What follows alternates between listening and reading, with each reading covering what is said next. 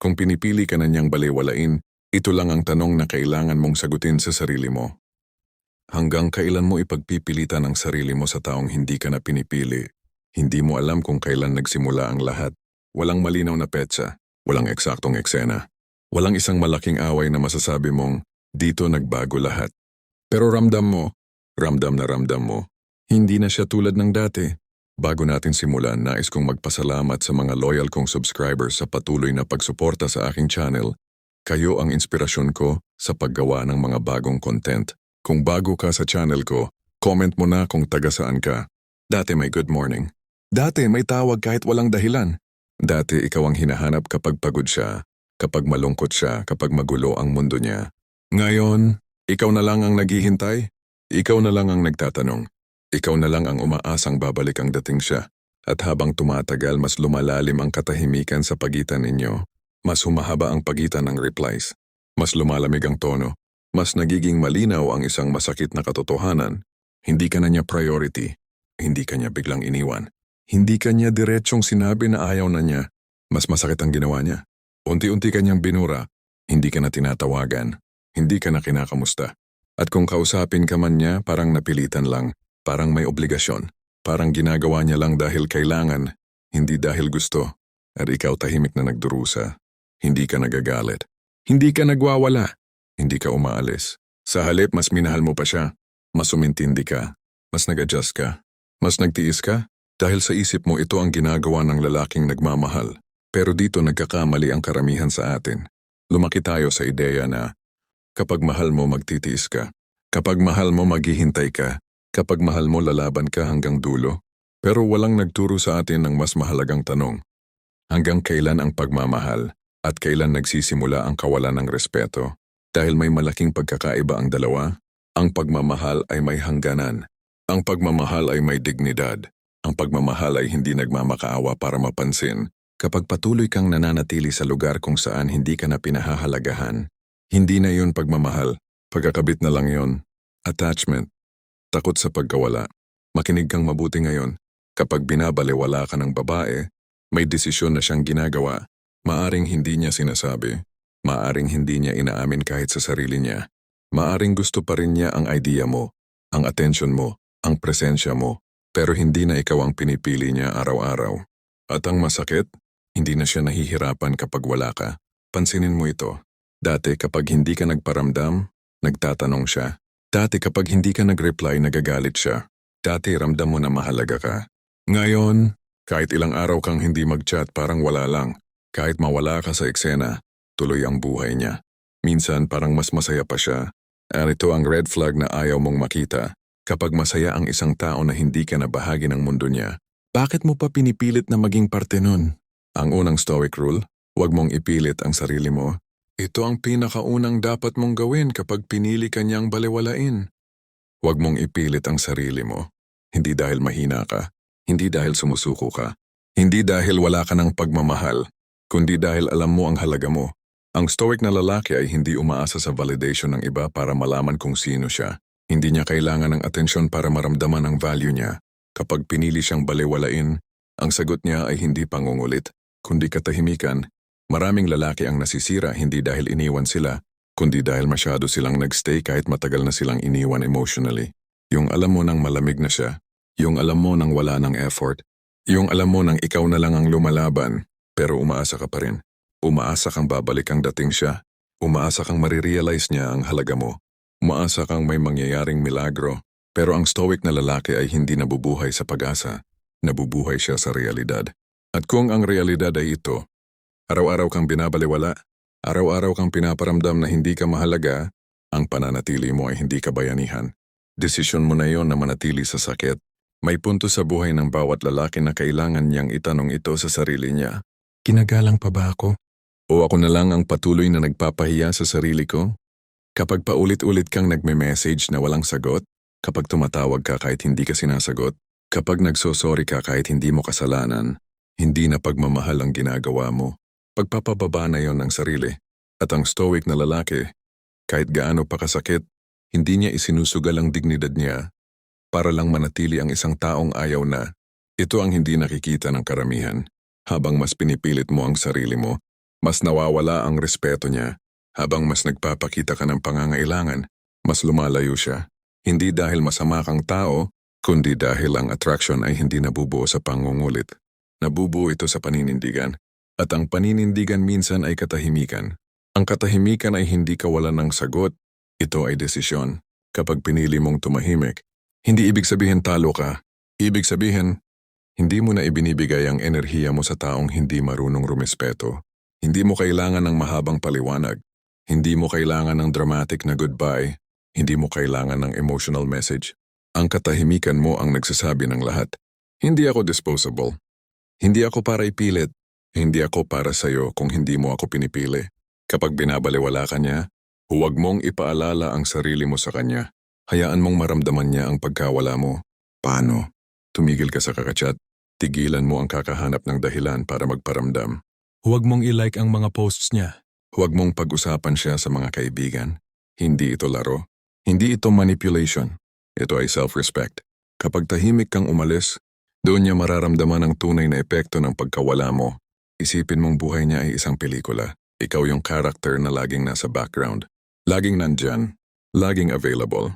Pero hindi binibigyan ng linya. Wala kang spotlight. Wala kang boses. Wala kang papel. Pero umaasa ka pa rin na balang araw, gagawin kanyang bida. Ang stoic na lalaki, hindi naghihintay ng script mula sa ibang tao. Gumagawa siya ng sarili niyang kwento. At kung ayaw kang gawing bahagi ng kwento niya, gumawa ka ng kwentong ikaw ang bida. At wala siya. Kailangan mong maintindihan ito. Ang pagtigil ay hindi palaging pagsuko. Minsan ito ang pinakamalakas na desisyon na pwede mong gawin. Pinili mong umiwas sa paulit-ulit na sakit. Pinili mong itigil ang cycle. Pinili mong iligtas ang sarili mo. Mahal mo pa siya? Oo, posible. Pero mas mahal mo na ang kapayapaan mo. Yan ang stoic na lalaki. Kapag pinapili sa pagitan ng pag-ibig na walang respeto at katahimikan. Lagi niyang pinipili ang katahimikan. Ang paglayo mo ay hindi para sa kanya. Hindi para ma-miss ka niya. Hindi para bumalik siya. Ito ay para sa'yo. Sa katahimikan, doon ka magsisimulang maghilom. Doon ka muling makikilala ang sarili mo. Doon mabubuo ulit ang lalaking matagal nang nawawala. At habang tahimik kang lumalayo, unti-unti mong mararamdaman. Hindi ka na naghihintay. Hindi ka na umaasa. Hindi ka na nasasaktan araw-araw. May lungkot, oo. May pangungulila, oo. Pero may dignidad. Kung pinili ka niyang baliwalain, ang unang hakbang ng stoic na lalaki ay hindi habulin siya. Ito ay isang pagpili sa sarili. Tahimik, matatag, may paninindigan.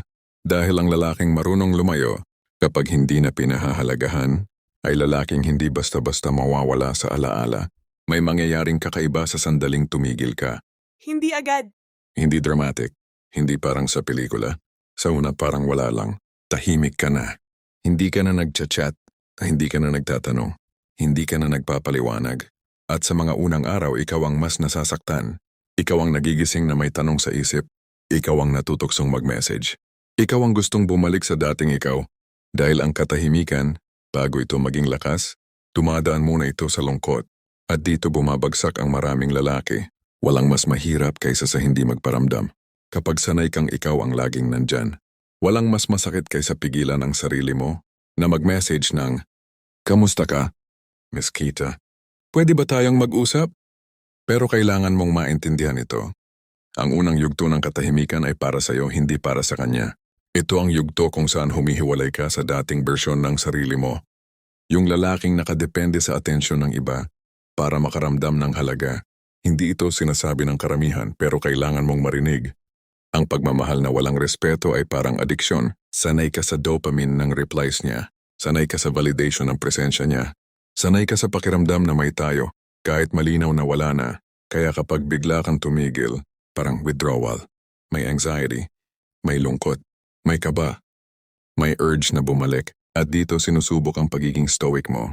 Hindi sa lakas ng katawan, hindi sa tapang ng salita, kundi sa disiplina ng katahimikan. Kapag malungkot ka, huwag kang bumalik sa kanya para gumaan ang pakiramdam mo.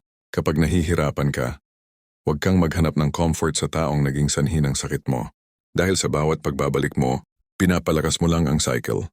At sa bawat pagbalik mo, mas pinapatunayan mong kaya kanyang iwan at babalik ka pa rin. Ang stoic na lalaki ay marunong umupo sa sakit, hindi para magpakasakit, kundi para maubos ito. Habang ikaw ay tahimik, may nangyayaring hindi mo agad nakikita. Hindi mo ito ramdam sa unang linggo. Hindi mo ito maririnig sa unang buwan. Pero sa likod ng katahimikan mo, nagbabago ang dynamics. Dati, ikaw ang naghahabol. Ikaw ang nag-a-adjust. Ikaw ang nag-aalala. Ngayon, wala na siyang update mula sa'yo. Wala na siyang access sa emosyon mo. Wala na siyang ideya kung nasaan ka, anong ginagawa mo, o ano ang nararamdaman mo. At ang utak ng tao, kapag nawalan ng access, nagiging curious. Habang nandyan ka palagi, nagiging background noise ka, predictable, accessible, available. Pero kapag nawala ka, hindi bigla, kundi tahimik, nag-iwan ka ng vacuum. At ang emotional vacuum, hindi agad napupunan. Bigla siyang mapapaisip. Hindi na siya nagme-message hindi na siya nagla-like, hindi na siya nagre-react. At kahit hindi niya aminin, may maliit na bahagi sa kanya na makakaramdam ng pagkawala. Hindi dahil mahal ka pa niya agad, kundi dahil nasanay siya sa presensya mo. Hindi ka tumahimik para gantihan siya. Hindi ka tumahimik para manipulahin siya. Tumahimik ka dahil hindi ka na pumapayag na baliwalain. Una ito ay already mahalagang kaibahan. Ang lalaking naghihiganti, may emosyon pa ring nakatali. Ang stoic na lalaki, nagwi-withdraw ng access. Kapag tahimik ka na, dalawang bagay lang ang pwedeng mangyari. Una, hindi siya hahanapin. Pangalawa, hahanapin ka niya. At kahit alin sa dalawa, panalo ka. Kung hindi ka niya hinanap, ibig sabihin malinaw na wala na talaga. At masakit man, mas mabuti ang malinaw kaysa sa umaasa sa ilusyon. Kung hahanapin ka niya, doon magsisimula ang bagong yugto. Hindi dahil naghabol ka, kundi dahil tumigil ka. Habang tahimik ka, huwag mong sayangin ang oras mo sa pag-iisip lang tungkol sa kanya. Ito ang yugto na dapat mong ilipat ang focus. Mula sa kanya, papunta sa sarili mo. Hindi para ipakita, hindi para magparinig, hindi para mag-post ng parinig sa social media, kundi para ibalik ang kontrol sa buhay mo. Hindi dahil gusto mong may patunayan, kundi dahil kailangan mong igalang ang katawan mo. Ayusin mo ang katawan mo. Mag-ehersisyo ka, kumilos ka, pagurin mo ang sarili mo sa tamang paraan. Hindi para makatakas sa sakit, kundi para maging mas malakas ka sa panglabas. Ang sakit na hindi ginagamit, nagiging self-destruction. Ang sakit na ginamit, nagiging lakas. Ayusin mo ang disiplina mo. Ayusin mo ang tulog mo. Ayusin mo ang pagkain mo. Ayusin mo ang oras mo. Kapag ang emosyon mo ay magulo, pumalik ka sa basic. Disiplina ang pundasyon ng stoic life. Hindi motivation, hindi hype, hindi inspiration. Disiplina. Ayusin mo ang direksyon mo. Tanungin mo ang sarili mo, saan ba ako papunta bago siya pumasok sa buhay ko? Anong mga plano ko ang iniwan ko para sa kanya? Anong bersyon ng sarili ko ang nakalimutan ko? Ito ang oras para bawiin ang mga iyon. Hindi mo kailangang maging perfect. Kailangan mo lang maging consistent. Habang ikaw ay umaangat, siya ay nag-iisip. Ito ang hindi mo dapat bantayan. Pero madalas nangyayari. Habang ikaw ay nagiging tahimik, habang wala kang paramdam, habang wala siyang access sa'yo, unti-unting pumapasok ang tanong sa isip niya. Ano na kaya siya? Okay lang kaya siya? May iba na kaya siya? At ang tanong na pinakaayaw niyang aminin, bakit parang mas okay siya ngayon kahit wala ako? Isa sa pinakamalaking pagbabago sa iyo bilang lalaki ay kapag hindi mo na kailangang ipaliwanag ang sarili mo. Hindi mo na kailangang ipagtanggol ang katahimikan mo. Hindi mo na kailangang i-justify ang paglayo mo. Hindi mo na kailangang ipaintindi kung bakit ka tumigil. Ang taong may respeto sa iyo, may intindihan. Ang taong walang respeto, hindi mo kailangang paliwanagan. Mahalagang linawin ito. Ang katahimikan mo ay hindi kontrata na babalik siya. Hindi ito garantiya. Hindi ito teknik. Ito ay pamamaraan ng pamumuhay. Kung bumalik siya, bonus. Kung hindi, malinaw. At ang malinaw, kahit masakit, ay mas malaya kaysa sa umaasang hindi sigurado. Darating ang punto na masasanay siya na wala ka. At alam mo kung ano ang kaibahan ngayon. Hindi ka natakot doon. Dati ang ideya na masanay siyang wala ka ay parang kamatayan. Ngayon, ito ay katotohanang kaya mong tanggapin. At kapag kaya mong tanggapin ang pagkawala, doon ka nagiging malaya. Isang araw, magigising ka na hindi mo na siya iniisip agad. Hindi biglaan, hindi dramatic. Mapapansin mo lang na mas kalmado ka, mas tahimik ang isip mo, mas buo ka. At doon mo marirealize, hindi pala siya ang sentro ng buhay mo. Isa lang pala siyang bahagi. At ang bahagi na iyon, Hindi na kailangang manatili. Ang katahimikan ay hindi kawalan ng emosyon. Pwede control din sa emosyon. Habang tumatahimik ka, habang umaangat ka, habang binubuo mo ulit ang sarili mo, may nangyayaring pagbabago sa loob mo na mas mahalaga kaysa sa kung babalik siya o hindi. Nagiging lalaki kang hindi basta-basta natitinag. Hindi basta-basta nawawala ang direksyon. Hindi basta-basta nawawala ang sarili. At sa puntong iyon, kahit bumalik siya, ikaw na ang may kapangyarihan. May araw na darating. Hindi mo alam kung kailan. Hindi mo alam kung paano. At sa totoo lang sa puntong ito, hindi mo na rin masyadong iniintindi. Pero darating, isang simpleng notification. Isang pangalan na matagal mo nang hindi nakikita sa screen mo. Isang mensaheng hindi mo inaasahan. Kamusta ka? At sa sandaling iyon, susubukin ang lahat ng binuo mo sa katahimikan. Huwag mong hayaan ang emosyon ang mauna. Normal lang ang maramdaman ng kaba. Normal lang ang may konting kilig. Normal lang ang maalala ang dating kayo. Tao ka. Hindi ka ba to? Pero ang kaibahan ng dati at ng ngayon ay ito. Hindi ka nagagalaw agad base sa emosyon. Dati isang message lang niya. Gumuho na lahat ng boundaries mo. Ngayon, humihinga ka muna. At ang simpleng paghinto na iyon, iyan ang ebidensya na nagbago ka na. Ito ang katotohanang hindi mo pwedeng kalimutan.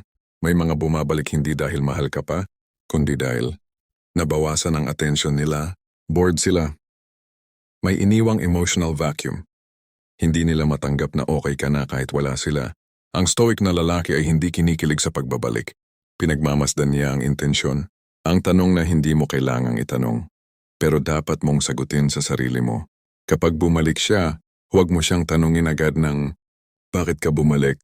Miss mo ba ako? Pwede ba ulit? Sa halip, tanungin mo ang sarili mo. Bakit ngayon lang? Bakit sa panahong tahimik ka na?